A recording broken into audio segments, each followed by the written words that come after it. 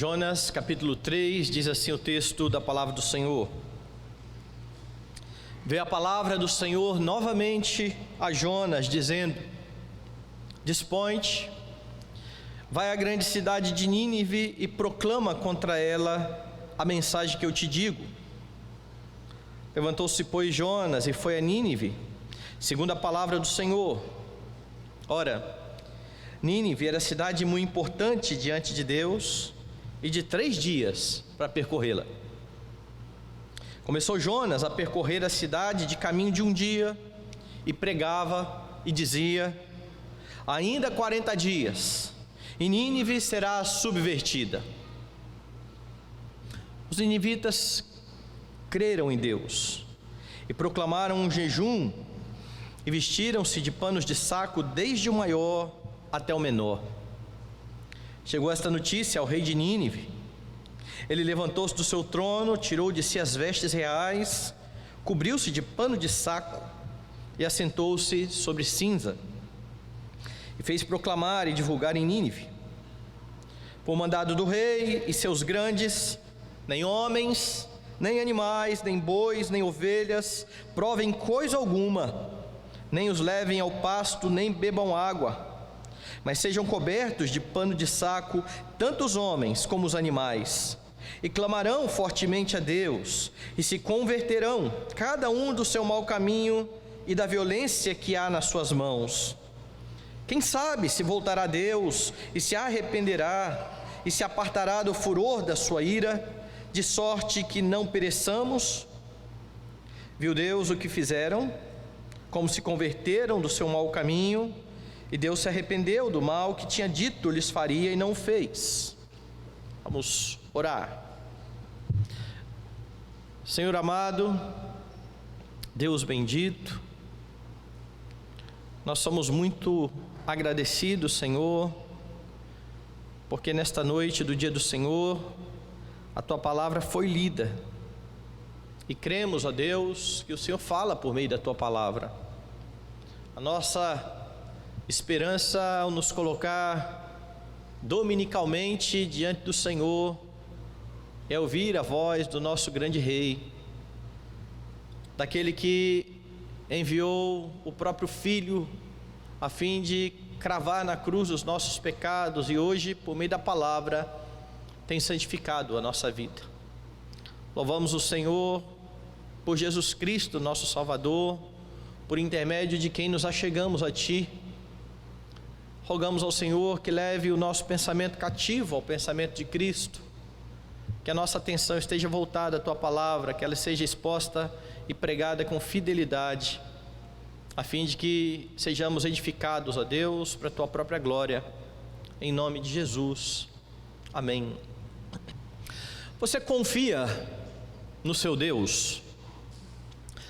Todos nós que aqui estamos, creio eu, fazemos uma confissão de fé.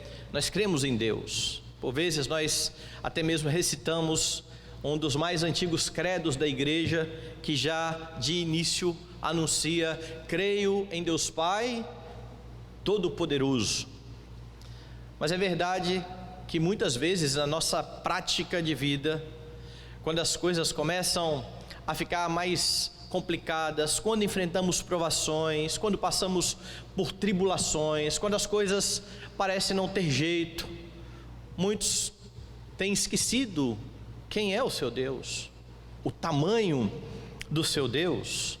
E é por isso que é importante obedecer à ordem desse Deus, de conhecê-lo por meio da palavra, de diariamente olhar para a Escritura e verificar aquilo que Deus mesmo revelou acerca de si, do seu caráter, para que o seu povo saiba quem é esse Deus e saiba como proceder diante de Deus.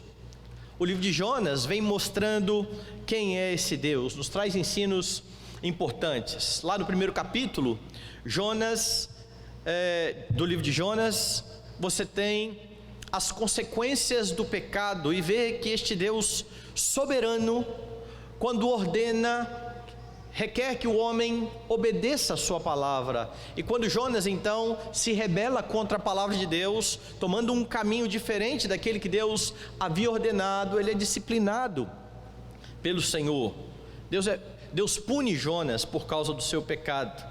E você sabe o que acontece: ele é lançado ao mar, um grande peixe é levado ali por Deus, que engole o profeta, e o profeta vai passar 3 dias no ventre do peixe. No capítulo 2, você aprende que a disciplina de Deus, isso que Deus está fazendo com Jonas, traz resultados bastante abençoados, porque Jonas, que no primeiro capítulo está querendo fugir da presença de Deus, no capítulo 2, depois de ser disciplinado pelo Senhor, está novamente anelando pela presença do Senhor. Será que eu vou estar de novo no templo? Será que eu vou ver de novo o templo? Ele acaba então reconhecendo o seu pecado, ele recorre a Deus, porque ele sabe que não há outro que possa livrá-lo daquela tribulação, e reconhece que tudo aquilo que Deus iria fazer era por pura misericórdia. Jonas não merecia, Jonas merecia de fato a morte, mas Deus lhe foi misericordioso, pois a salvação pertence ao Senhor. O terceiro capítulo, o capítulo que você viu nessa noite, volta ao assunto da soberania de Deus. E você, olhando para esse capítulo, aprende que o seu Deus governa de forma soberana. O Deus que você serve, o Deus que você dominicalmente vem adorar, é o Deus que soberanamente governa todas as coisas. E você então aprende que Ele pode usar a sua vida. Se Ele é um Deus soberano, Ele pode usar a sua vida, afinal de contas, Ele usa quem Ele quer usar. É isso que você tem do versículo 1 ao verso 3, acompanhe de novo comigo. Veio a palavra do Senhor segunda vez a Jonas, dizendo: dispõe-te, vai à grande cidade de Nínive e proclama contra ela a mensagem que eu te digo. Levantou-se, pois, Jonas e foi a Nínive, segundo a palavra do Senhor. Ora, Nínive era cidade muito importante diante de Deus, e de 3 dias para percorrê-la. Deus usa quem Ele quer, é isso que você tem aqui. O texto começa dizendo que veio a palavra do Senhor a Jonas pela segunda vez. E aqui é uma lembrança de que na primeira vez que Deus falou a Jonas, Jonas tentou fazer segundo aquilo que ele tinha no seu coração, segundo o desejo do seu próprio coração. Então ele se dispõe para fugir, ou pelo menos para tentar fugir do Senhor. E agora o texto vai dizer que pela segunda vez o Senhor, ou a palavra do Senhor, vem a Jonas, e a ordem é a mesma: dispõe-te, dispõe-te. Com isso, Deus, que já havia disciplinado Jonas, quer uma resposta diferente do profeta. Deus precisa falar uma segunda vez, porque na primeira este homem não está dando ouvidos ao seu Deus. Mas agora, depois de disciplinado, depois de entender a grandiosidade do seu Deus, depois de saber que esse Deus é misericordioso e não o tratou segundo aquilo que ele merecia, Ele o livrou da morte, o trouxe lá do abismo, a resposta é diferente.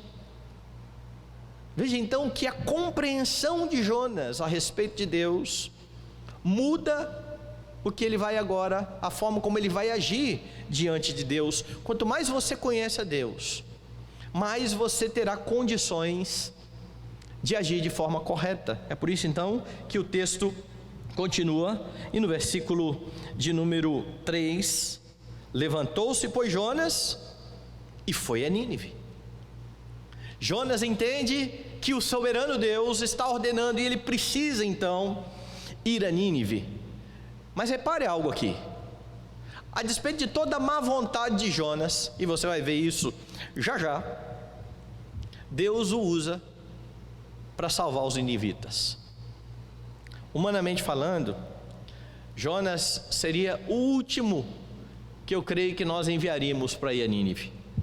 Ele já se dispôs, ele já se mostrou indisposto, ele já demonstrou que ele não quer que aquela cidade seja salva. Isso vai se firmar lá no capítulo 4, quando Deus salvar a cidade, e ele vai começar a ficar irado por causa disso. Mas por que Deus então usa o próprio Jonas? Porque a lição aqui é clara: o soberano Deus usa quem ele quer usar. Porém, quando Jonas vai, ainda que por conta da disciplina que havia sofrido, ele vê Deus realizar toda a sua obra, toda a sua vontade. A realidade de que Deus usa quem ele quer, ela é bem clara nas Escrituras. As Escrituras vão mostrar, por exemplo, que Deus usa um rei ímpio, Nabucodonosor. As Escrituras vão mostrar que Deus chama Ciro, um rei ímpio, meu servo. A Escritura mostra no livro de Jó que o próprio Satanás está sendo governado, e ele é um instrumento de Deus a fim de tratar o coração de Jó. Por toda a Escritura, o que você percebe é um soberano Deus que usa quem ele quer usar para aquilo que ele quer fazer, e é por isso que você pode entender que ele pode usar a sua vida.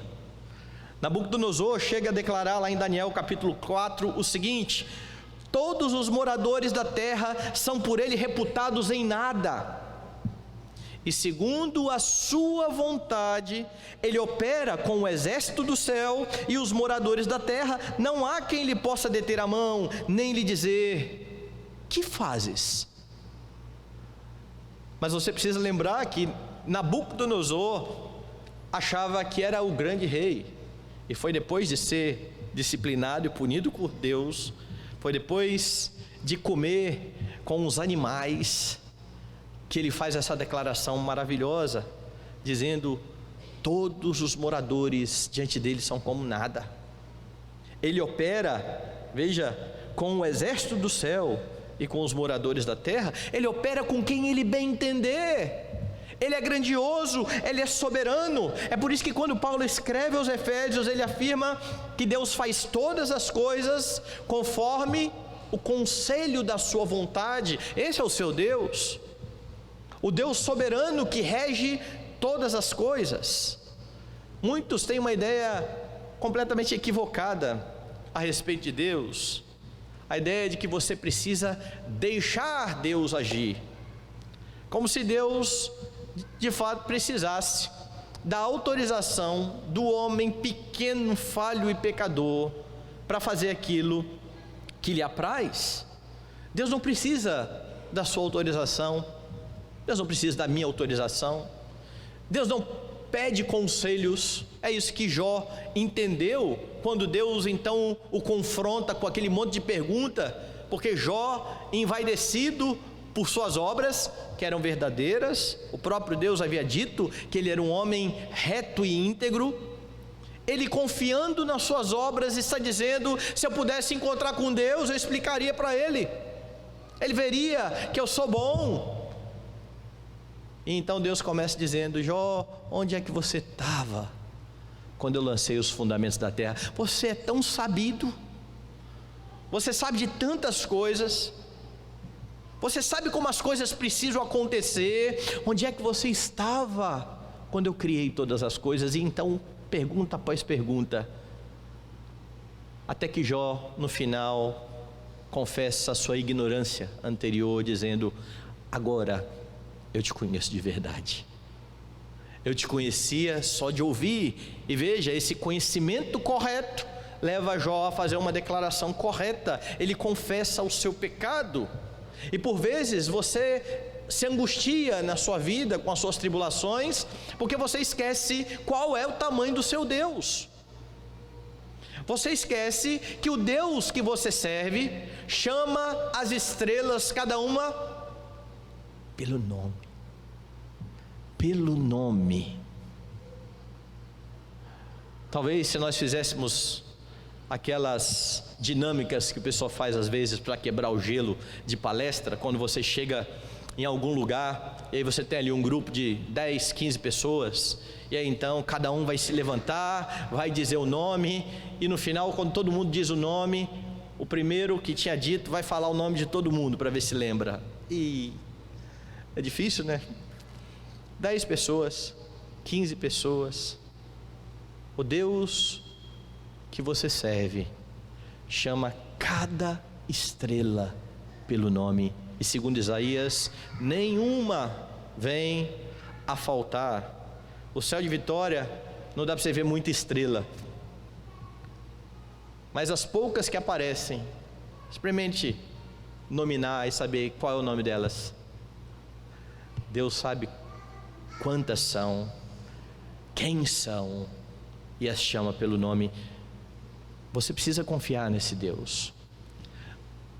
E se você entender e colocar no coração essas convicções no poder do Espírito Santo, você então pode descansar, ainda que você enfrente tribulações, ainda que você passe por dificuldades. E mais, você não vai ficar achando que não é capaz de fazer aquilo que Deus tem chamado você para fazer, porque Ele usa quem Ele quer usar. Ele é um Deus poderoso, mas que age por meio de pessoas. Ele quis fazer assim. Ele nos usa como instrumentos para cumprir a sua vontade. Então pense, Deus sempre vai fazer a sua vontade, mas é melhor ser usado por Deus sendo obediente do que em rebeldia. Pedro cumpriu a vontade do Senhor, Judas cumpriu a vontade do Senhor. Nenhum dos dois fugiu ao controle do Senhor, mas alguém já disse que é melhor servir a Deus como Pedro do que servir a Deus como Judas. É por isso que você precisa conhecer a vontade do Senhor, a palavra do Senhor, o caráter do seu Deus, e aí então você pode fazer o que Ele te chama a fazer, sendo responsável no seu lar, como pai, como mãe, sendo responsável onde você é colocado numa posição, no seu trabalho, ou onde quer que você esteja. Se Deus ali te colocou, é porque Ele pode usar a sua vida ali. Confie nele e faça todas as coisas para a glória dele, porque você precisa exaltar esse grandioso Deus. Não duvide que Deus usará a sua vida para aquilo que Ele tem chamado você a fazer. E mais, não espere ser disciplinado por Deus para descobrir isso, porque tem muita gente que só vai cair na real depois que recebeu o peso da mão de Deus. Tem muita gente que só vai fazer o que precisa fazer quando encontrar ou encarar a disciplina de Deus. É interessante que, por vezes, uma das nossas tarefas é de ser testemunhas de Jesus Cristo. A igreja é chamada para isso. Eu falei hoje pela manhã que nós oramos por conversões, mas não basta orar por conversões, nós precisamos pregar. Porque se você ora por conversão e não prega o Evangelho, como é que as conversões virão? Deus age e atua por meio da palavra. E há muita gente que fala assim: mas eu não tenho condições, eu não sei falar sobre Jesus, quem é que vai crer dando ouvidos à minha voz? Então, por favor, você podia ir lá falar para o meu familiar. Eu queria tanto que minha mãe ouvisse sobre Jesus, mas eu acho que você fala melhor do que eu acho que você tem uma palavra melhor do que eu. Deus usou um homem que não queria que ninguém convertesse para converter uma cidade inteira, e você está receoso. Deus usa quem Ele quer usar. Ele está usando um profeta que em princípio está se rebelando contra Ele. Por isso disponha-se, obedeça a Deus, coloque-se na mão dEle, porque o Deus soberano usa a sua vida. Sobretudo, seja uma testemunha fiel do seu Senhor. E o que você vê então é que, independente da vontade do profeta, Deus realiza a sua vontade. Deus salva os ninivitas. É isso que você percebe então, a próxima lição desse texto. Deus salva quem Ele quer salvar. Veja os versículos 4 até o versículo de número 8. Começou Jonas a percorrer a cidade caminho de um dia, e pregava e dizia: ainda 40 dias e Nínive será subvertida. os ninivitas creram em Deus e proclamaram jejum e vestiram-se de panos de saco, desde o maior até o menor. Chegou esta notícia ao rei de Nínive.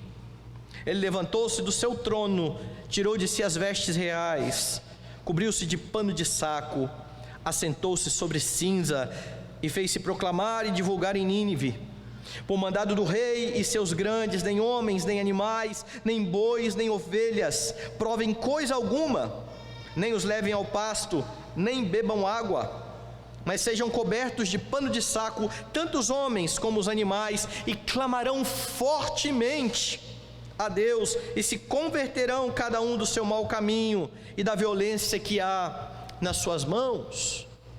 A segunda lição do capítulo 3, então, de Jonas, é que Deus salva quem Ele quer salvar. Afinal de contas, Ele é um Deus soberano. Afinal de contas, Ele é o dono da salvação. A Ele pertence a salvação. Como eu já disse, Jonas não estava interessado na salvação de Nínive. Jonas não queria saber que aquele povo pudesse então conhecer ao Senhor. E para piorar um pouco o quadro, veja a mensagem: ainda 40 dias e Deus subverterá a Nínive. Sabe o que significa isso? Subverter. A ideia de subverter é colocar algo de cabeça para baixo. Essa é a ideia. Deus vai virar essa cidade de cabeça para baixo. Daqui 40 dias. Essa não é uma mensagem boa de se ouvir. Essa não é uma mensagem agradável de se pregar. Ninguém quer dar uma notícia ruim dessa.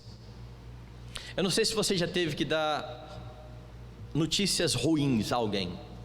Se você já esteve, por exemplo, na posição de chefe na empresa, sendo aquele que vai anunciar para o seu funcionário que ele está despedido. Não é bom isso. Nós não nos sentimos confortáveis. Ou você tem que falar a algum familiar que ele tem uma doença grave, e que se não for a intervenção de Deus, o milagre de Deus, ele vai morrer. Imagine então um profeta que não quer já essa salvação, e agora ele tem uma mensagem. E qual é a mensagem? Deus vai virar essa cidade de cabeça para baixo daqui 40 dias. É isso que ele precisa proclamar.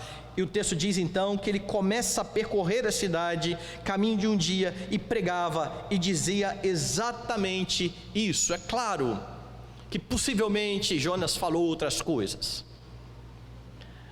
mas o que está registrado e o que ele fez questão de registrar no seu livro, porque Jonas vai escrever o seu livro depois da história ter passado, certo? Jonas não escreveu a sua oração na barriga do peixe. Jonas não escreveu enquanto ele estava em Nínive. Jonas escreve depois da história ter passado. Então ele resume, e o resumo da sua mensagem é esse. Foi isso que ele pregou. Ainda 40 dias e Deus irá subverter essa cidade. Deus irá virar de cabeça para baixo essa cidade. E a despeito dessa palavra dura, e a despeito da má vontade do profeta, o que acontece? Uma salvação em massa. Curiosamente, a cidade é virada de cabeça para baixo, mas não destruída, porque o Evangelho de fato vai proclamar uma reviravolta na vida do homem. Ele vai mexer com convicções, ele vai mudar totalmente a sua vida. Se você se converteu depois de um tempo vivendo longe dos caminhos do Senhor, você sabe que ao receber o Evangelho, que ao ser salvo pelo Senhor, tudo foi mudado no seu coração, ou está sendo mudado. E é por isso que muitas vezes há uma tensão grande nesse nosso processo de santificação, porque o Evangelho muda convicções. Houve uma reviravolta, a cidade toda então está crendo no Senhor, e o versículo 5 afirma isso. Os ninivitas creram em Deus e proclamaram jejum e vestiram-se de panos de saco, desde o maior até o menor. O verso 6 vai dizer que a notícia então agora chega ao rei, porque por enquanto a notícia está na cidade. O rei está lá no seu palácio, e de repente alguém chega lá e vai dizer ao rei: olha, Eu não sei o que está acontecendo na cidade. Todo mundo está crendo na pregação desse profeta. Diz então o texto: chegou essa notícia ao rei de Nínive. Ele levantou-se do seu trono, tirou de si as vestes reais, cobriu-se de pano de saco e assentou-se sobre cinza. Você sabe o que é a cidade de Nínive? A cidade de Nínive é a capital do Império Assírio. O rei poderoso se despe das suas vestes, porque ele se vê diante de um rei maior do que ele. Ele precisa se render a este outro rei que proclama que daqui 40 dias essa cidade será subvertida. Tirou de si as vestes reais, cobriu-se de pano de saco e assentou-se sobre a cinza. O rei crê, a cidade inteira está crendo. Deus salva quem Ele quer salvar, e as evidências da salvação estão no texto. Veja as expressões: eles se vestiram de pano de saco, eles se assentam sobre a cinza. Essas expressões são expressões que apontam para humilhação. Eles estão se humilhando diante desse Deus, e demonstra que tanto o rei quanto o povo sabem que precisam se humilhar diante desse Deus. Mais ainda, versículo 7: fez-se proclamar e divulgar em Nínive, por mandado do rei e seus grandes, nem homens, nem animais, nem bois, nem ovelhas provem coisa alguma, nem os levem ao pasto, nem bebam água. É proclamado então um jejum, e até os animais entram na história do jejum.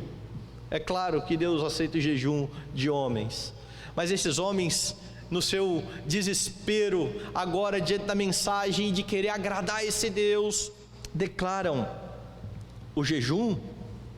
O rei exorta os ninivitas que deixem de comer, e mais, ele exorta que eles se arrependam da sua maldade. Veja lá no versículo 8: mas sejam cobertos de pano de saco, tanto os homens como os animais, e clamarão fortemente a Deus, e se converterão cada um do seu mau caminho e da violência que há nas suas mãos. O rei exorta, eles precisam mudar de vida. A salvação implica nisso, mudança. O entendimento de quem é Deus faz com que o pecador mude de caminho, mude a sua rota, e de fato eles se arrependem da sua maldade. Como é que você sabe disso? Onde está isso escrito aqui no texto? Vai lá em Mateus capítulo 12. Porque quem vai dizer que este povo se arrependeu de verdade é o próprio Senhor Jesus Cristo. Em Mateus capítulo 12, veja o que diz a partir do verso 12, 41. Mateus 12, verso 41. Ninivitas se levantarão no juízo com essa geração e a condenarão, porque se arrependeram com a pregação de Jonas. E eis aqui está quem é maior do que Jonas. Repare o contexto dessa afirmação de Jesus. No versículo 38, alguns escribas e fariseus replicaram: mestre, queremos ver de tua parte algum sinal. Volte aí uma página da sua Bíblia, e o que você tem é a cura de um endemoniado cego e mudo. Jesus fazendo com que o homem volte a enxergar, ou passe a enxergar e passe a escutar. Um pouco antes, você tem um homem com a mão ressequida sendo curado. E estes homens, depois de todos esses sinais, chegam diante de Jesus: mestre, queremos ver da sua parte algum sinal. No texto paralelo, que sinal o Senhor faz para que creiamos no Senhor? Então Jesus vai responder: uma geração má e adúltera pede um sinal, mas nenhum sinal lhe será dado senão do profeta Jonas. Porque assim como esteve Jonas 3 dias e 3 noites no ventre do grande peixe, assim o Filho do Homem estará 3 dias e 3 noites no coração da terra. Esse é o grande sinal. A semelhança de Jonas, que em 3 dias esteve no ventre do peixe, eu estarei 3 dias no coração da terra, e eu me levantarei de lá, eu vou ressuscitar. Esse é o grande sinal para que o homem seja salvo. É nisso que o homem crê para ser salvo. Mas então Jesus diz: ninivitas vão se levantar contra vocês no juízo, porque eles se arrependeram com a pregação de Jonas. E eis aqui está quem é maior do que Jonas. Jonas pregou e uma cidade se converteu. Jesus pregou, mas esses homens rejeitaram. Por quê? Será que Jonas era mais eloquente que Jesus? Será que Jonas tinha uma mensagem melhor do que a de Jesus? Você viu Jonas fazendo algum milagre a fim de comprovar a sua mensagem e que ela vinha de Deus, exceto o milagre que Deus fez do grande peixe que o cospe lá na praia?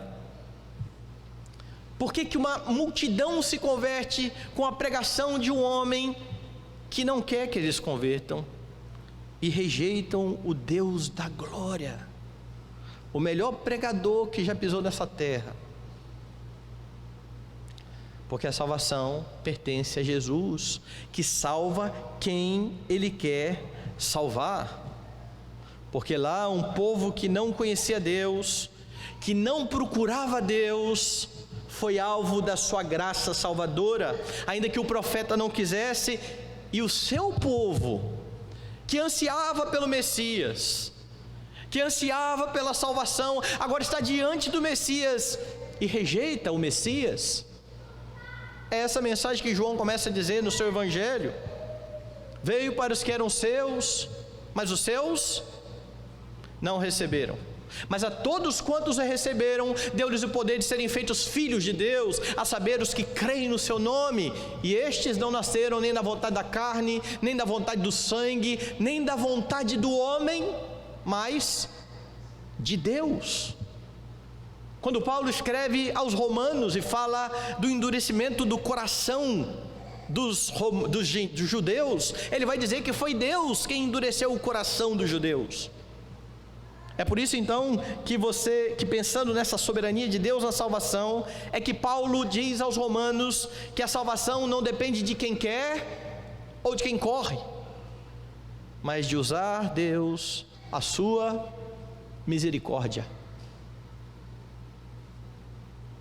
A salvação depende de Jesus. Mesmo proclamando, se Ele quisesse, aqueles homens tinham se rendido a Ele. Mas Jesus deixa estes homens entregues aos seus próprios corações. E quando você pensa nisso, você precisa invariavelmente lembrar de algumas outras questões, de alguns outros textos da Escritura. Veja, por exemplo, João, capítulo 5.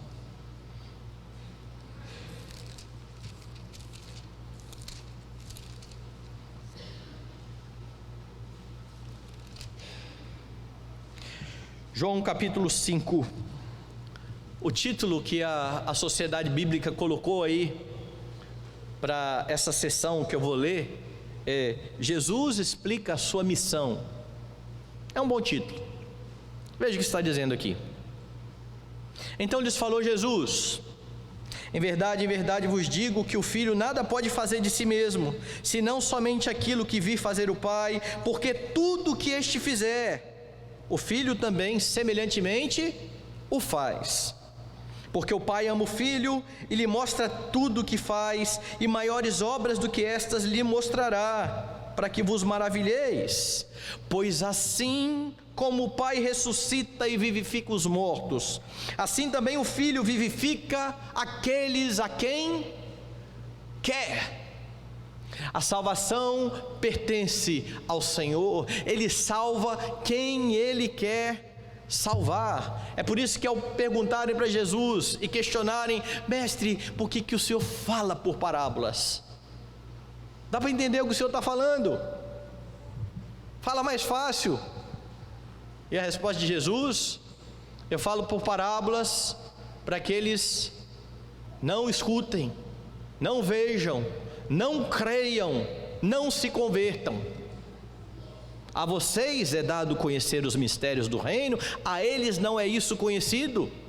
Neles se cumpre a palavra do profeta Isaías. Isaías foi o profeta que ouviu de Deus quando disse: eis-me aqui, envia-me a mim, qual é a minha missão? Vá e diga a esse povo: ouça e não entenda, veja e não perceba, torne insensível o coração desse povo, para que ele não se converta e não seja salvo. Deus tinha uma obra para fazer naquele povo. A pregação de Isaías endureceria o coração de Israel, a fim de que Israel fosse para o cativeiro. É esse o texto que Jesus então responde para dizer: a salvação pertence a mim. E assim como o Pai ressuscita e vivifica mortos, eu vivifico quem eu quero vivificar. Mais à frente ele vai dizer: eu tenho ovelhas, as minhas ovelhas ouvem a minha voz e me seguem.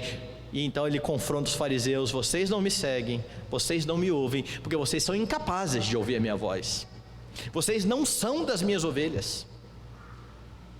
Deus salva quem Ele quer salvar, na hora que Ele quer salvar. Não há como deter a mão de Deus e o Espírito do Senhor, que transforma corações de pedra em corações de carne.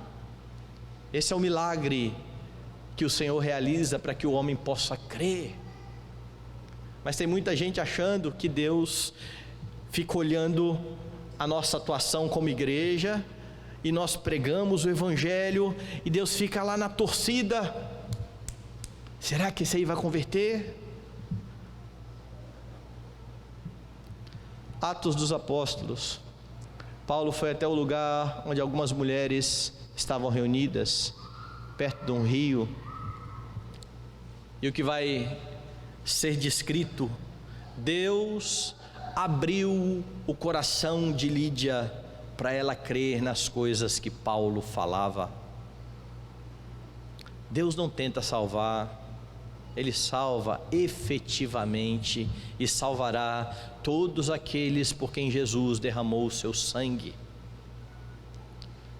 Jesus não derramou o seu sangue por todos, mas onde está isso na Bíblia? Daí Efésios.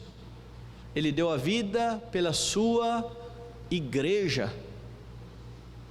Quando o anjo anunciou a José a respeito de Jesus, quando José queria abandonar Maria: não tema receber Maria, ela vai dar à luz um filho, e você vai dar o nome de Jesus, porque ele vai salvar o seu povo dos pecados deles. Não é ele vai tentar, ele vai salvar. Deus não tenta salvar, Ele salva, efetivamente Ele salva quem Ele quer salvar. Você precisa pensar na bênção que é então ser escolhido por Deus para a salvação, porque sabe qual é a sua diferença para um ninivita? Nenhuma.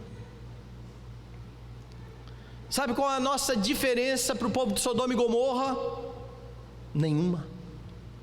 Todos pecaram, todos estão destituídos da glória de Deus, mas em Jesus Cristo Ele escolheu quem Ele quer salvar.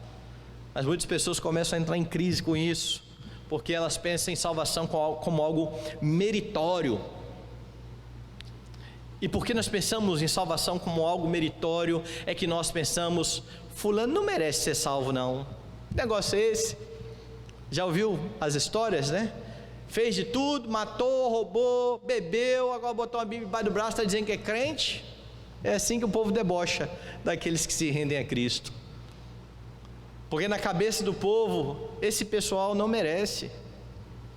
Eu já disse a vocês que quando eu li a história de Jacó e Esaú pela primeira vez, eu falei, está errado esse negócio. Quem tem que ser salvo é Esaú. Por que Deus não salvou Esaú? Jacó é trapaceiro. Porque Deus salva quem Ele quer salvar.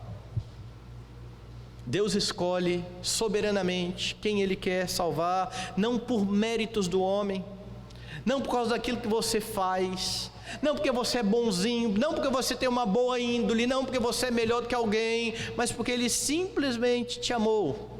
Nessa declaração de João, porque Deus amou o mundo de tal maneira que deu seu Filho unigênito para que todo aquele que nele crê não pereça, mas tenha vida eterna. E antes que alguém pense assim, está vendo? Não são os eleitos, é o mundo. É só você continuar a leitura dos versos que nós não decoramos, de João 3, que é quando João vai dizer, porque Deus enviou o seu Filho ao mundo, não para condenar o mundo, mas para que o mundo seja salvo por Ele.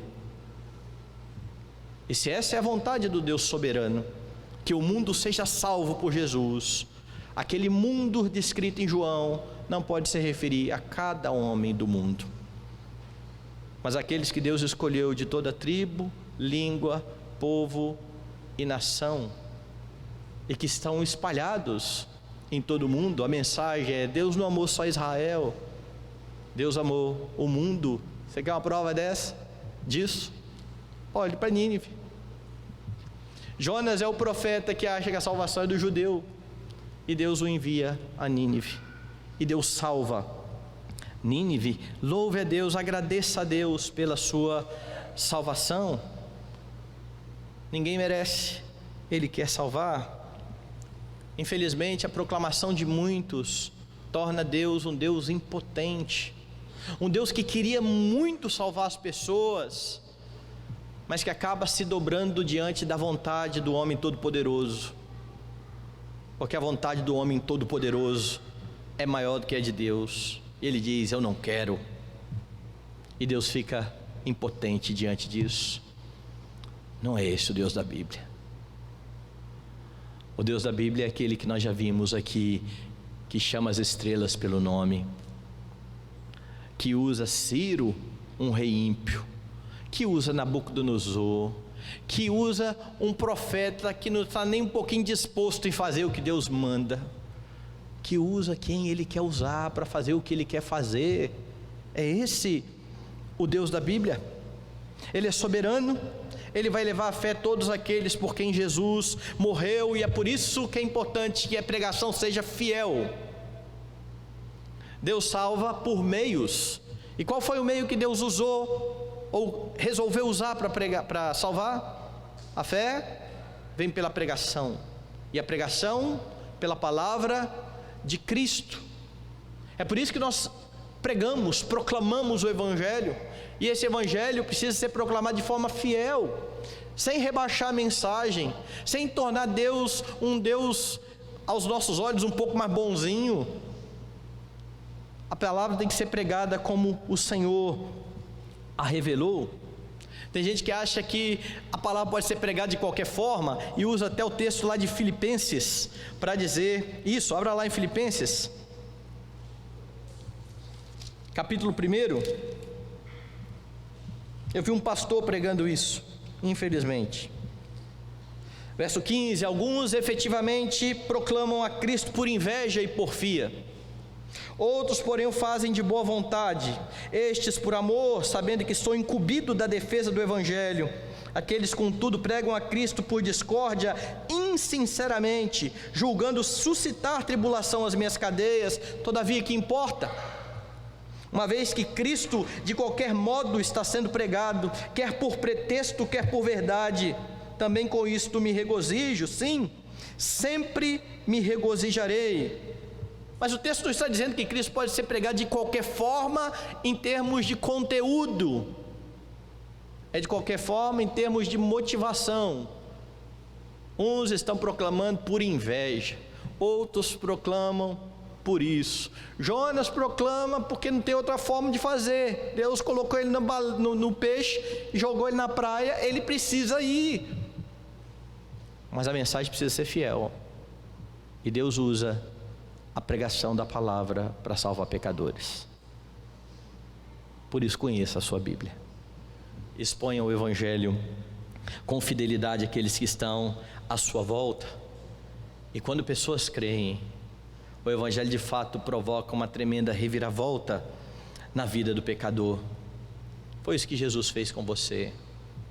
Ao mudar os seus conceitos, ao te dar novas motivações, ao te capacitar pelo Espírito para viver para Ele, em vez de viver para você mesmo. Viva para a glória do Deus que te salvou. Por último, o soberano Deus, o seu soberano Deus, pode estender a você a misericórdia dele. Veja os versos 9 e 10. Quem sabe se voltará a Deus, e se arrependerá e se apartará do furor da sua ira, de sorte que não pereçamos? Viu Deus o que fizeram, como se converteram do seu mau caminho, e Deus se arrependeu do mal que tinha dito lhes faria, e não fez. O Senhor tem misericórdia quando Ele quer. Ele pode ter misericórdia da sua vida. Essa é a última lição então do texto. Após a conversão do rei, após a conversão da cidade dos ninivitas, depois que eles intentam mudar de caminho e demonstram que dependem de Deus, o rei está dizendo: quem sabe se voltará a Deus? Ou seja, o rei sabia que o fato de ter feito tudo aquilo não era garantia de que Deus não iria subverter Nínive. Mesmo fazendo tudo certinho, se Deus fosse lá e punisse a cidade, ainda assim Deus era justo e santo e bom. É por isso que o rei diz: quem sabe Deus vai fazer? Quem sabe Deus não vai se voltar? E o versículo 10 mostra a misericórdia do Senhor. Viu Deus o que fizeram, como se arrependeram, como se converteram do seu mau caminho, e Deus se arrependeu do mal que tinha dito lhes faria, e não fez. E aqui há uma expressão que muitos têm até medo de ler: Deus se arrependeu. O que quer dizer isso? Deus voltou atrás na sua vontade. Primeiro, antes de olhar para o texto, eu preciso te dizer que há uma forma com que os homens falam e escreveram a Bíblia, que vão atribuir sentimentos nossos a Deus. Mas você precisa saber, primeiramente, que a forma como você se arrepende não é exatamente a forma como Deus se arrepende. Por que você e eu nos arrependemos? O arrependimento pressupõe erro. Eu me arrependo porque eu fiz alguma coisa errada, ou eu me arrependo porque agora eu tenho algum dado novo, eu mudo de ideia, porque antes eu não conhecia toda a história e agora, com um novo elemento na história, eu mudei de ideia. Deus conhece a história, Deus não muda de ideia. O que o texto então quer dizer quando diz que Deus se arrependeu? A vontade de Deus desde o início era usar de misericórdia para com Nínive. Parece que Jonas percebeu isso. É por isso que ele se adiantou e fugiu para Tarsis. É o que ele vai falar no capítulo final. Eu sabia que o Senhor era clemente e misericordioso, por isso que eu fugi. Parece que Jonas entendia que Deus ia salvar, talvez não a cidade toda, mas que Deus ia salvar alguém ali naquele lugar. Então, desde o início, Deus quer usar de misericórdia com os ninivitas. É claro, existe uma condição para a misericórdia: arrependimento. A pergunta é: quem é que leva o homem ao arrependimento? Quem é que leva o homem a ter fé em Jesus Cristo? Paulo responde: Pela graça, sois salvos, mediante a fé. Isso não vem de vós. A fé é dom de Deus, não de obras, para que ninguém se glorie. Quando eu estava indo ao seminário, um pastor me perguntou: jovem, o que vem primeiro, a fé ou o arrependimento? Eu nunca tinha estudado a respeito disso, e eu falei o que eu achava. Eu falei: a fé. E aí ele perguntou para mim: e por que a Bíblia diz: arrependei-vos e crede? Parece que então primeiro você se arrepende, depois você crê. E a minha pergunta naquele dia para ele, eu não tinha estudado nada, é: como eu vou me arrepender se eu não tenho fé que Jesus pode me perdoar? Aí ele olhou e falou assim: estuda mais isso. E depois de estudar mais isso, eu continuo com a mesma posição. O nosso arrependimento é fruto daquilo que nós cremos sobre Deus.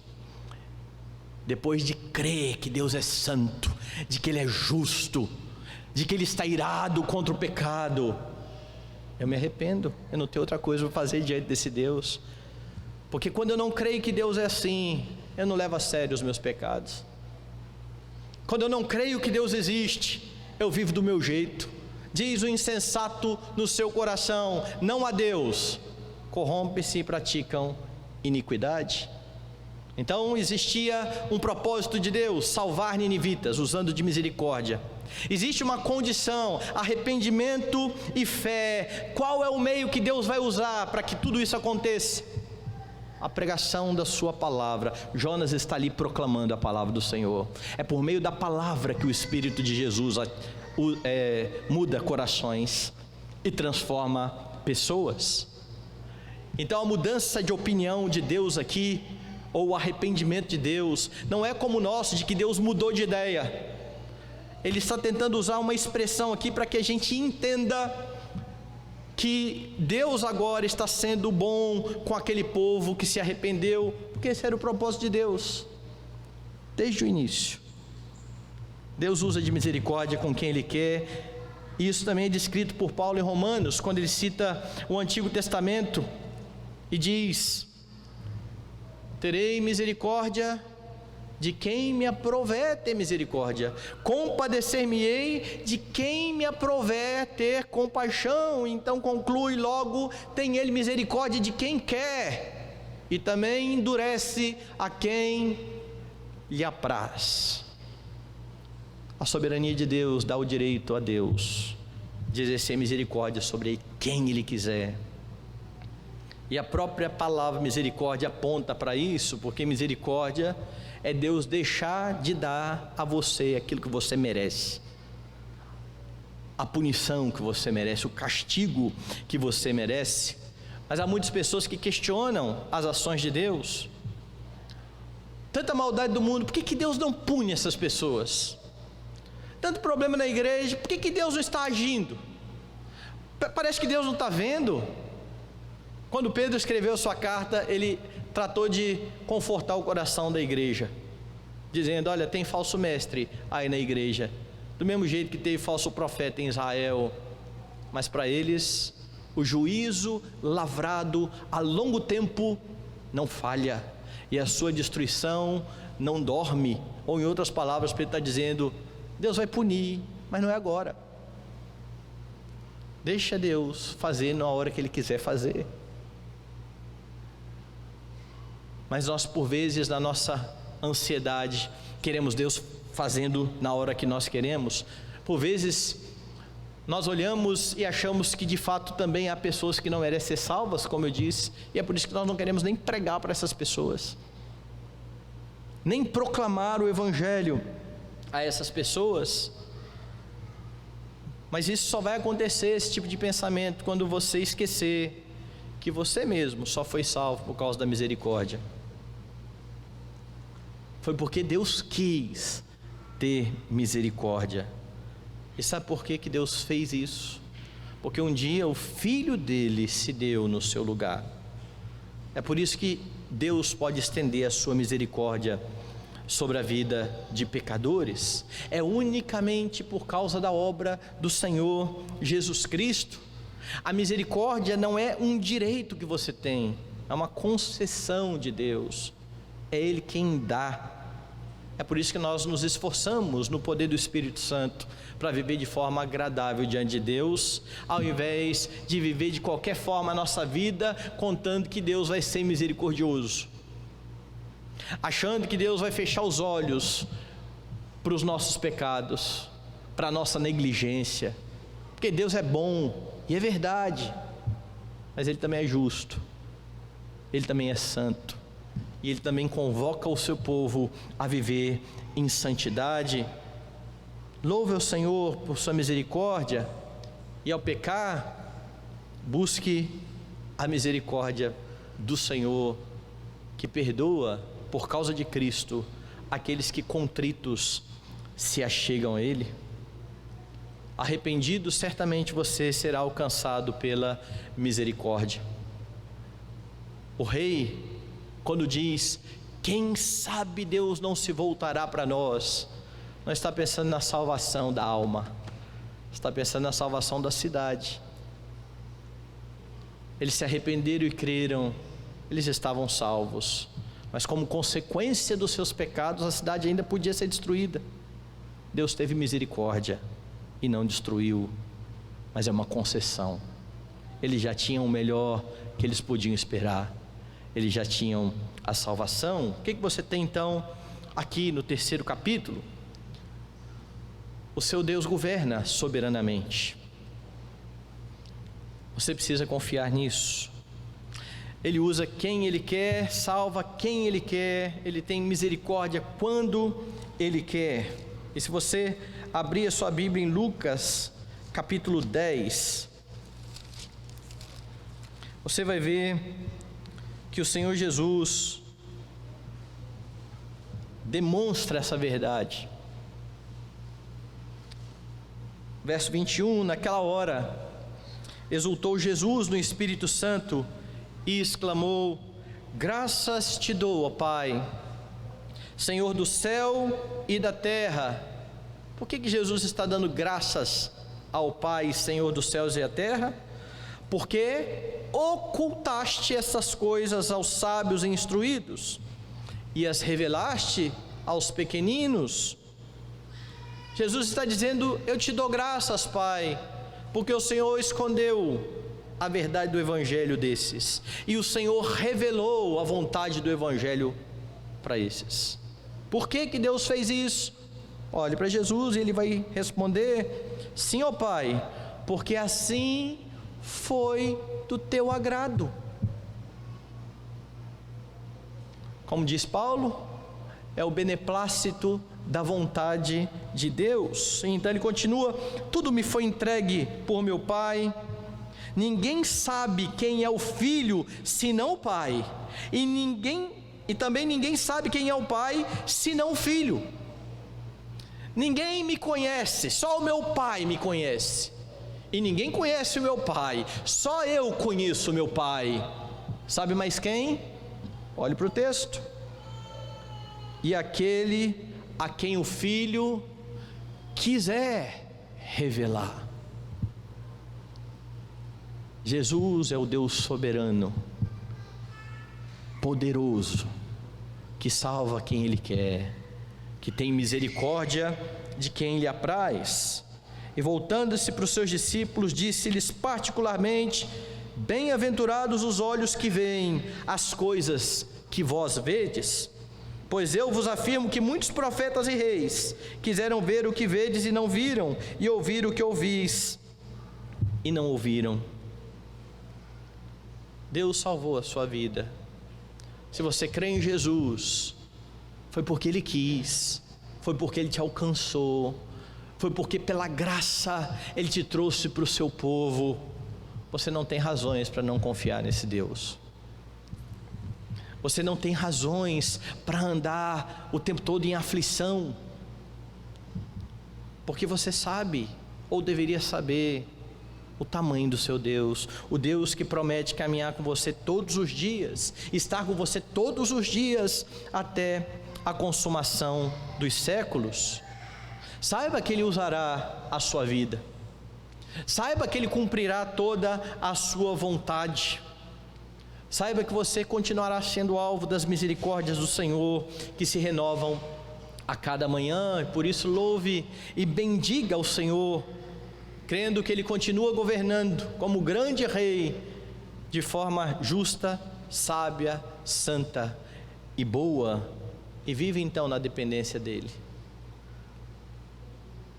Por mais que você não saiba onde vai dar o seu caminho, o seu caminhar, você precisa saber quem é o Deus que caminha com você, e sabendo que Ele está com você, não há por que se desesperar.